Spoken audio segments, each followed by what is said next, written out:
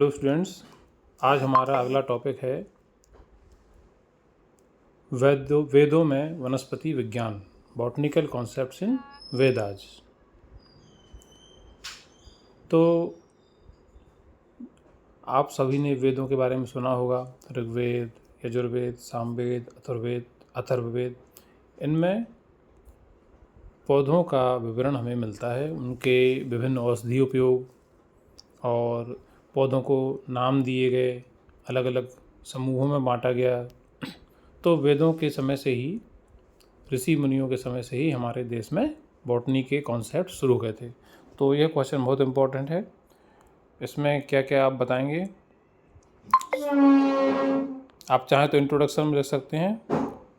वेद भारतीय ज्ञान परंपरा के प्राचीनतम ग्रंथ हैं, जिनमें पौधों के स्वरूप, उपयोग, औषधीय गुण, धार्मिक महत्व, पर्यावरण संरक्षण और प्रकृति के साथ उनके गहरे संबंध का वर्णन मिलता है, विशेष रूप से ऋग्वेद और अथर्ववेद में। तो सबसे पहले हम ऋग्वेद में देखते हैं। ऋग्वेद के बारे में ये देखिए। ऋग्वेद लगभग 1500 से 1000 ईसा पूर्व लिखा गया वनस्पति विज्ञान का सबसे प्राचीन स्रोत है। पौधों का उल्लेख मुख्यतः धार्मिक और यज्ञ, धार्मिक में मतलब जो आपके विभिन्न धार्मिक कर्म कांड होते हैं, उनमें कौन कौन से पौधों का उपयोग होता है वो यहाँ मिलेगा, और यज्ञ में कौन से पौधे यूज होते हैं उसकी जानकारी हमें यहाँ मिलती है। तो कौन कौन से पौधे हैं, जैसे सोम है, इसका भी पक्का नहीं हुआ कि कौन सा प्लांट था, लेकिन एफेड्रा एराडियाना या सार्कोस्टेम एसिडम या कोई अन्य पर्वतीय प्रजातीय हो सकती थी। खैर, तो इसका क्या उपयोग है? यज्ञों में इसका रस देवताओं को अर्पित किया जाता था। इसका जो रस होता था, यज्ञ जो होते थे उसके दौरान देवताओं को समर्पित करते थे, और ऐसा माना जाता था कि इससे शक्ति प्राप्त होती है और आध्यात्मिक ऊर्जा मिलती है। एक हो गया सोम, जिसका वर्णन ऋग्वेद में मिलता है। दूसरा पौधा है दर्भ ये घास जैसा पौधा है, डेस्मोस्टिक स्पाई पिन्नेटा हो सकता था। यज्ञों में पवित्र आसन बनाने के लिए इसका उपयोग होता था। पलास है, इससे यज्ञों में जो यज्ञ पात्र होते हैं, कटोरियाँ होती हैं, बर्तन होते हैं, वो सब पलास की पत्तियों से बनाए जाते थे।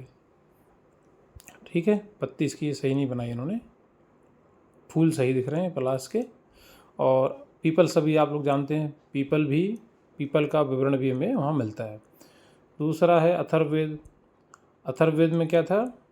अथर्ववेद में पौधों को विभिन्न ग्रुप्स में बांटा गया था। विशाखा, प्रतनवती, मंजरी, इनके भी हम आपको डिटेल्स अगले उसमें सेक्शन में दिखाएंगे। तो कुल मिलाकर ये कि भाई ऋग्वेद में विभिन्न धार्मिक और यज्ञोपयोगों के लिए पौधों का विवरण है, और अथर्ववेद में विभिन्न ग्रुप्स बनाए गए।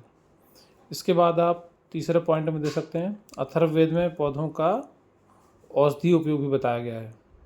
ठीक है, जैसे ये देखिए, आप यहाँ 3 औषधीय पौधे देख पा रहे हैं। अपामार्ग है, कुछ घास भी विभिन्न उपचारों में उपयोग होती थी, और धार्मिक उपयोग की हम बात कर ही चुके हैं। इसके बाद इसका हम आपको टेक्स्ट दिखा देते हैं। आप ये टेक्स्ट अपने नोट्स बनाने के लिए यूज कर सकते हैं। ये यहाँ से नोट कर लीजिए कि ऋग्वेद में पौधों का उल्लेख कैसे कैसे मिलता है। ठीक है, हमने आपको बता ही दिया पीपल। और इसके बाद अथर्ववेद में पौधों का वर्गीकरण, विशाखा शाखा युक्त पौधे, बरगद भी है, दूसरे पौधे हैं। प्रतनवती भूमि पर फैलने वाले पौधे, मंजरी गुच्छेदार वृद्धि करने वाले, कांडनी मतलब ज्वाइंटेड, पुष्पवती फूल वाले, फलनी फल वाले, सुपर्णी सॉफ्ट लीव्स होती हैं, वंशिका गुच्छों में उगने वाले। इस तरह से आपने लिख के फिर आप अगला जो आपकी हेडिंग होगी, अथर्ववेद में औषधि पौधों का उल्लेख।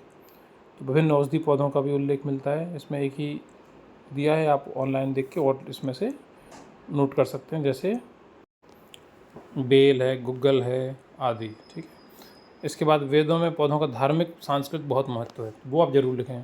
सोम को देवताओं का अमृत, ये सोम बहुत विवरण मिलता है इसका ना, तो इसको जरूर आप एग्जाम में लिखें कि ये देवताओं का अमृत एवं आध्यात्मिक शक्ति का स्रोत माना गया था। पीपल जीवन और अमृत का प्रतीक था। बरगद स्थायित्व दीर्घायु का प्रतीक माना गया। पलाश को यज्ञ एवं अग्नि का प्रतीक। इस तरह से फिर वनस्पति विज्ञान की दृष्टि से क्या महत्व है? पौधों को सजीव माना गया, जीवनदायी माना गया। पौधों का प्रारंभिक वर्गीकरण, औषधि पौधों के गुण तो हम आज भी यूज़ करते हैं। पौधों एवं पर्यावरण के संरक्षण पर भी वेदों में बताया गया है। तो इतने आप लिख के आपका आंसर कंप्लीट हो जाएगा। Thank you.